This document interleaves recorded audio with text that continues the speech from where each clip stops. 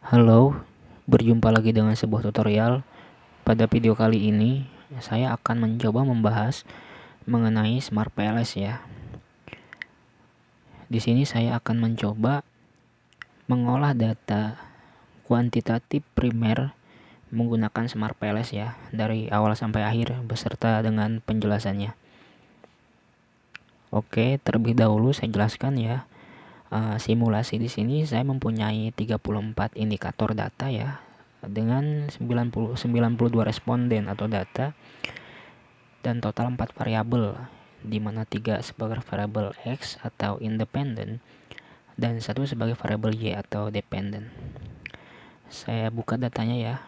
Ini adalah contoh data ya. Saya mempunyai data di sini dengan 92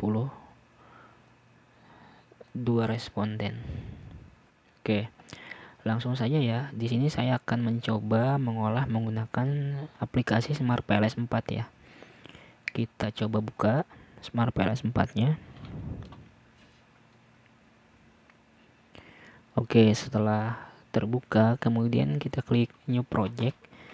Namakan sesuai dengan kebutuhan aja ya, bebas. Saya namakan di sini tutorial gitu. Kemudian create. Kemudian klik ini import data file ya. Cari datanya. Ini open. Kemudian kita langsung klik import. Oke, muncul ya di sini. Di mana indikatornya yaitu 34, kita sesuaikan. Dan sampelnya 92 ya. Oke. Jika ada data yang missing value-nya ini terisi 1 atau misalkan 2, 3 dan seterusnya, berarti ada data teman-teman yang tidak terimport dengan baik ya di Smart PLS-nya, baik itu Smart PLS 3 ataupun 4. Nah, itu harus teman-teman teliti dulu. Biasanya terjadi jika di raw atau tabulasi teman-teman ada yang kosong, misalkan seperti ini, atau terisi dengan huruf bukan angka, misalkan angka R ini, huruf R ini, maka di sini akan terjadi missing value yaitu 1 gitu, atau disesuaikan dengan jumlah data error yang ada di tabulasi data teman-teman. Oke. Setelah seperti ini, kemudian teman-teman klik back di sini, klik create model, pilih di sini file SM dan model name-nya namakan sesuai kebutuhan aja ya. Saya namakan tutorial. Kemudian save. Oke, setelah seperti ini kita akan membuat model ya. Dimana modelnya ini model regresi berganda ya. Dimana cuma variabel independen ke dependen saja, variabel X ke Y saja ya yang terhubung gitu. Oke.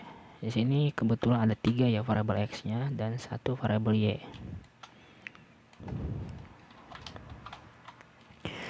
Supaya lebih rapi, saya akan hide ya atau sembunyikan indikator di sini. Nah, supaya agak lebih rapi. Kemudian kita susun secara rapi ya. Kemudian kita connect atau hubungkan variabel X ke Y atau variabel independen ke dependen. Nah, jika teman-teman mau memunculkan indikatornya, tinggal klik kanan, kemudian show. Di sini akan muncul ya. Tapi saya coba nggak apa-apa munculkan aja ya, supaya lebih kelihatan. Oke, saya coba rapihkan dulu.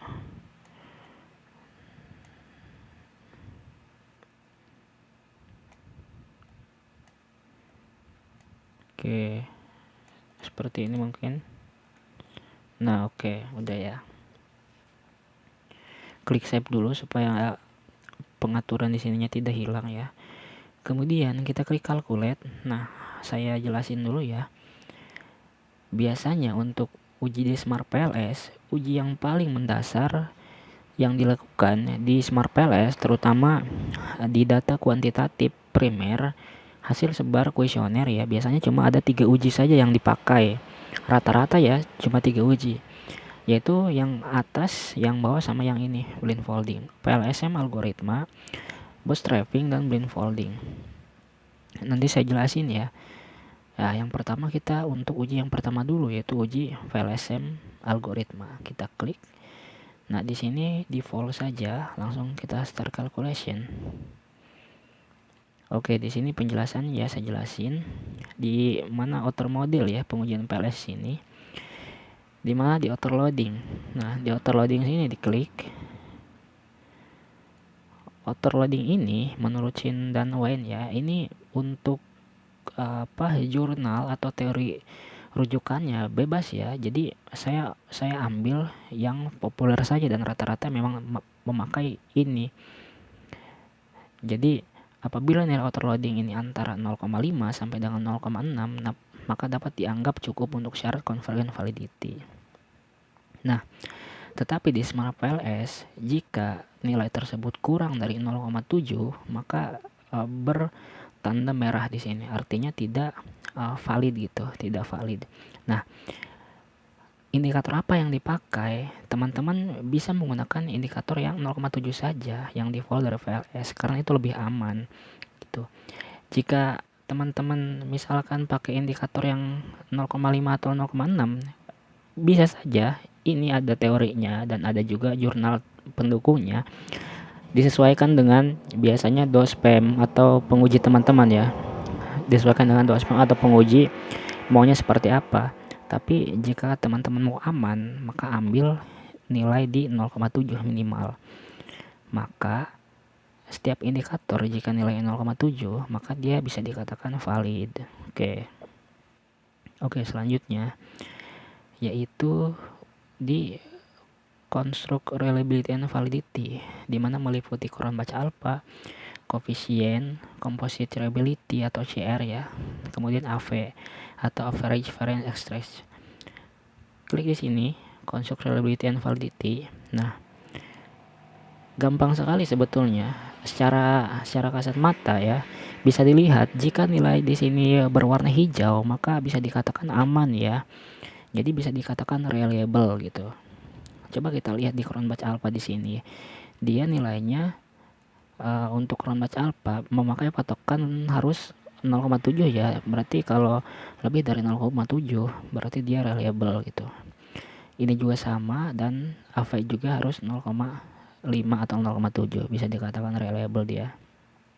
Oke, selanjutnya untuk keuji diskriminan validity. Nah, di diskriminan validity ini ada 3 uji yang dipakai. Yang pertama ini HTMT atau heterotroid monotroid ratio, kemudian ada Fornell dan Lerker kriteria, kemudian ada cross loading.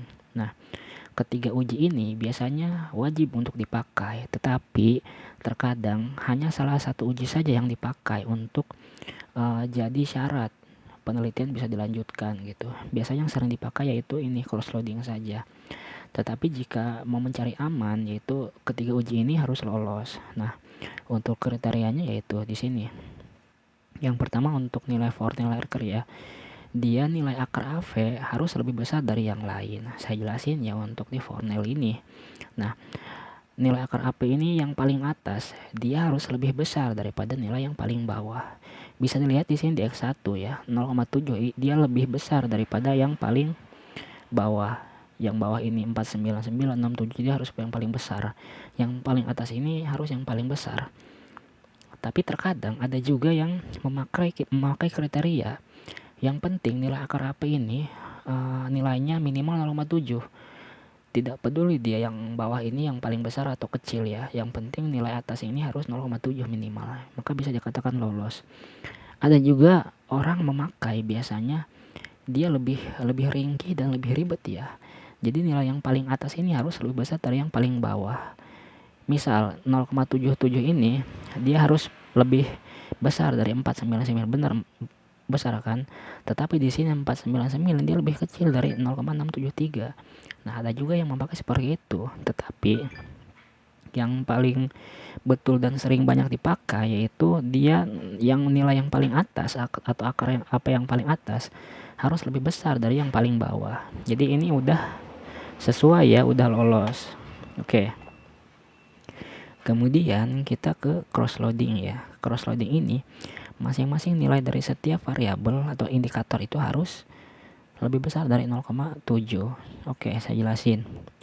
Di sini dia variabel X1 indikatornya ini. X1 sampai 9 ya. Dia minimal angkanya harus 0,7. Jika di sini ada 0,5 maka dia tidak lolos. 0,7 ya X1. X2, nah ini indikatornya dia harus minimal 0,7 nilai di sininya. Kemudian X3 juga sama, harus minimal 0,7. Y juga sama, harus minimal 0,7. Oke. Kemudian kita ke uji HTMT ya, yang masih di discrete validity juga. Di sini nilai HTMT ini harus maksimal banget 9 dia. Jadi kalau mau lolos ini maksimal banget 9 dan kurang dari 9 ini yang paling bagus gitu. Oke, kita klik HTMT. Nah, nilai di sini dia harus kurang dari 9 atau 0,9 masih bisa diterima lah, jangan 0,91. Nah, itu tidak lolos. Di sini 0,53 dia masih kurang dari 9 kan lolos. Yang paling besar di sini 0,79. Dia masih kurang dari 0,9 berarti lolos. Oke. Selanjutnya kita ke uji inner model. Tadi kan outer ya, kemudian inner. Kita ke R-square di sini. Kita klik. Nah, untuk kriteria R-square yang paling sering digunakan yaitu dengan melihat nilai di sini. Jika nilainya rentang 0,0 sampai 0,25 dia lemah. Rentang 0,26 sampai 50 dia moderat atau sedang. Rentang 0,51 sampai 75 dia kuat ya. Oke. Kita lihat di sini dia nilainya di 0,675, berarti dia masuk ke ini ya, masuk ke kuat dia karena dia nilai di R-square-nya ini 0,675 atau 0, kita bulakan jadi 0,668 gitu. Dia nilai R-square-nya ini kuat ya. Oke, selanjutnya kita ke uji F-square. Nah, untuk uji F-square di sini dia menghubungkan antara variabel ya, variabel X1 ke Y. Jadi yang muncul ini nilainya ini hanya variabel independen, bukan variabel dependen gitu. Nah, ini kan ada tandanya hijau, berarti dia lolos gitu. F-square ini for your information ya, jadi dia mengikuti hipotesis ya. Jika hipotesisnya ada yang merah, otomatis di F-square ini juga pasti ada yang merah. Jika hipotesis teman-teman hijau semua atau lolos dan di F-square ada yang merah, nah itu jadi pertanyaan, itu sangat membahayakan. Berarti datanya itu ada yang tidak beres begitu. Oke. Selanjutnya kita ke uji VEF atau multicollinearitas ya. Nilainya ini harus kurang dari 0,5. Nah, di sini. Oke, saya jelasin ya. Di uji multico ini ada dua uji ya. Pertama uji multico atau VEF secara outer. Secara outer itu secara indikator ya. Jadi indikator yang diuji. Kemudian secara inner. Jadi dia variabel yang diuji. Oke. Kriterianya yaitu dia nilainya ini harus kurang dari 5. Nah, di sini kan kurang dari 5 semua. Bisa dikategorikan ya bagus atau bertanda hitam atau hijau dia lolos begitu.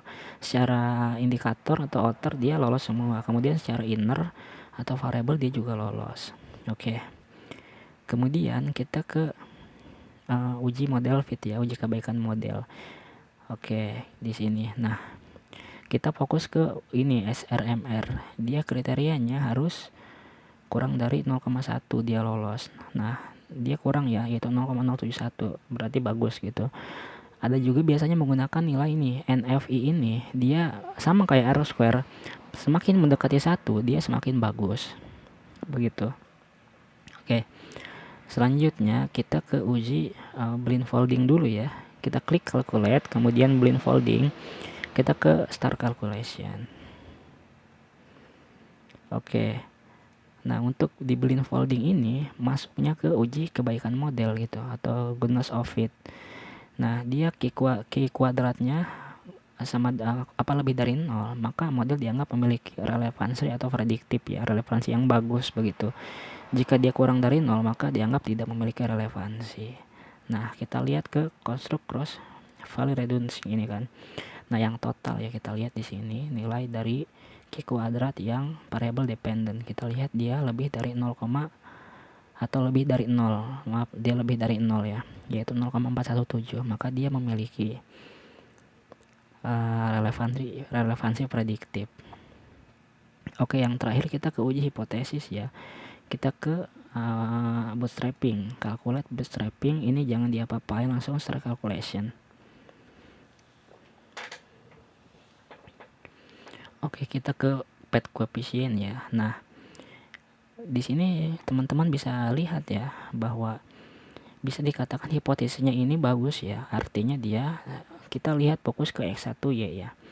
Dia di original sampelnya ini positif, kemudian di tes statistiknya ini lebih dari 1,96, karena kriteria untuk dia berpengaruh tidaknya itu membandingkan antara T hitung dengan T tabel. Nah, T tabel di Smart PLS ini biasanya menggunakan kriteria yaitu 1,96 gitu. Ini T tabel ya, maaf, T tabel maksudnya bukan T hitung. T tabel dia memiliki kriteria 1,96. Sedangkan T hitung di sini atau T statistik ya, dia harus lebih dari 1,96, maka bisa dikatakan dia berpengaruh.